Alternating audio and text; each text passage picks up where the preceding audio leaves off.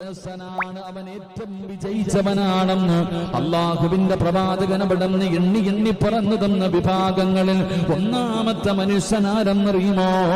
മഹാനായ സയ്യിദുനാ ഉസ്മാൻ ഇബ്നു അഫ്ഫാൻ. ആരാണ് പറയുന്നത്? ഈ ഹദീസ് നിവേദനം ചെയ്യുന്ന ഉസ്മാൻ ഇബ്നു അഫ്ഫാൻ റളിയല്ലാഹു തആല അൻഹു. ആരാണ് ഉസ്മാൻ തങ്ങൾ? ഇസ്ലാമിന്റെ മൂന്നാമത്തെ ഖലീഫയായ മഹാനായ സയ്യിദുനാ ഉസ്മാൻ ഇബ്നു അഫ്ഫാൻ റളിയല്ലാഹു തആല അൻഹു തന്റെ സമ്പത്ത് മുഴുവനും അല്ലാഹുവിന്റെ ദീനിനു വേണ്ടി ചെലവഴിച്ചിരുന്ന സ്വഹാബിയാണ്. അല്ലാഹുവിന്റെ പ്രവാചകനെ ഹൃദയത്തിന്റെ ഉള്ളറകളിൽ കൊണ്ടു നടന്ന സ്വഹാബിയാണ്. ഇന്നും ജന്നത്തുൽ ബഖീയിലേക്ക് കടന്നു ചെല്ലുമ്പോൾ അല്ലാഹുവിന്റെ പ്രവാചകന്റെ മുത്തുനബിയുടെ ആ മസ്ജിദുൻ നബവി ഉണ്ടല്ലോ, അല്ലാഹുവിന്റെ പ്രവാചകന്റെ റൗള ശരീഫിന്റെ ചാരത്തേക്ക് കടന്നു ചെല്ലുമ്പോൾ അവിടുത്തെ ഭാര്യയും അവിടുത്തെ ഭാര്യമാരും അവിടുത്തെ മക്കളും അവിടുത്തെ സ്വഹാബത്തും കിടക്കുന്ന ആ ജന്നത്തുൽ ബഖീ എന്ന് പറയുന്ന ഖബർസ്ഥാനിന്റെ മധ്യഭാഗത്ത് കിടക്കുന്ന സ്വഹാബിയ മഹാനായ സയ്യിദുനാ ഉസ്മാൻ ഇബ്നു അഫ്ഫാൻ റളിയല്ലാഹു തആല അൻഹു. അല്ലാഹുവിനെ വല്ലാത്ത ഭയമായിരുന്നു. എന്റെ പ്രിയപ്പെട്ടവരെ, ചരിത്രമെടുത്ത് നോക്കൂ. ഖബറിനെ കുറിച്ച് പറയുന്നത് കേട്ടാൽ ഉസ്മാൻ റളിയല്ലാഹു തആല അൻഹുവിന്റെ കണ്ടടങ്ങൾ നിറഞ്ഞു ഒഴുകുകയാണ്. അല്ലാഹുവേ, അവിടുന്ന് ചരിത്രകാരന്മാർ പറയുകയാണ്, ഹദീസിന്റെ കിതാബുകൾ തിരഞ്ഞു നോക്കുമ്പോ ഉസ്മാൻ റളിയല്ലാഹു തആല അൻഹു അവിടുന്ന് വല്ലാതെ കരയുകയാണ്.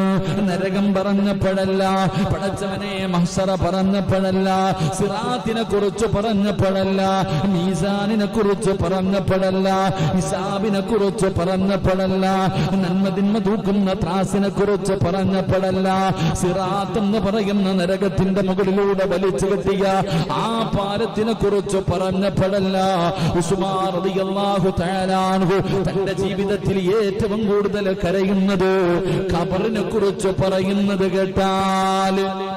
ഖബറിനെ കുറിച്ച് പറയുന്നത് കേട്ടാൽ ഉസ്മാൻ റളിയല്ലാഹു തആല അൻഹു എന്തിനാ ഖബർ കണ്ടു കഴിഞ്ഞാൽ അവിടുന്ന് താടിരോമത്തിലൂടെ കണ്ണുനീര് ഒഴുകുകയാണ്.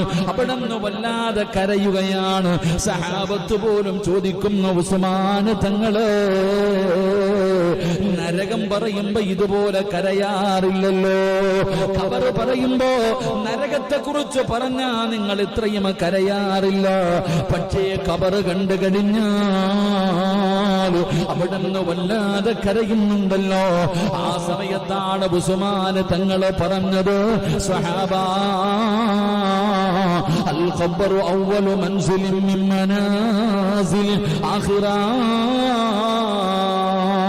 ഖബർ തുടക്കമാണ്. അവിടെ രക്ഷപ്പെട്ട് കഴിഞ്ഞാൽ ബാക്കിയുള്ള സ്ഥലങ്ങൾ മുഴുവനും അവിടെ നിന്ന് രക്ഷപ്പെടുകയാണ്. അവിടെ പരാജയപ്പെട്ട് കഴിഞ്ഞാൽ ബാക്കിയുള്ള സ്ഥലങ്ങൾ മുഴുവനും അവിടെ നിന്ന് പരാജയപ്പെടുകയാണ്. അതുകൊണ്ടാണ് ഖബറിനെ കാണുമ്പോ എന്റെ കണ്ണ് നിറഞ്ഞു പോകുന്നതെന്ന് പറഞ്ഞ സ്വഹാബി. അതാ ഖബറെന്നു കേട്ടാൽ തൽക്ഷണം ഞെട്ടേണ്ടതാ, കണ്ടാലുടൻ വാ വിട്ടു നീ കരയേണ്ടതാ.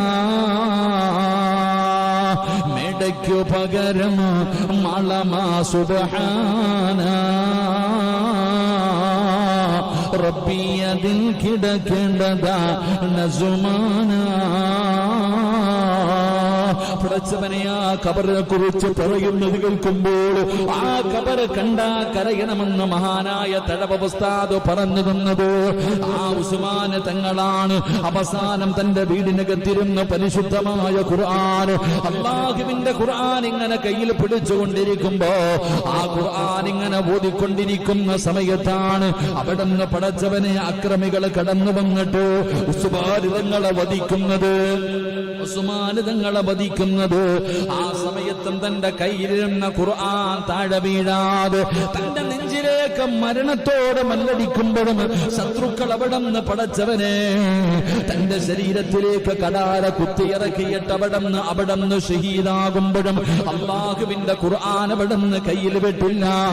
ആ നൂത്തുപിടിച്ചിരുന്ന ഖുർആനിന്റെ ആയത്തിന്റെ മുകളിലാണ് തന്റെ ശരീരത്തിലെ ചുടുരക്തം ഇങ്ങനെ വീഴുന്നത്. എന്നിട്ടും ഖുർആൻ വിടാതെ നെഞ്ചിലേക്ക് ചേർത്ത് പിടിച്ച സ്വഹാബിയാണ് മഹാനായ സയ്യിദുനാ ഉസ്മാൻ ഇബ്നു അഫ്ഫാൻ.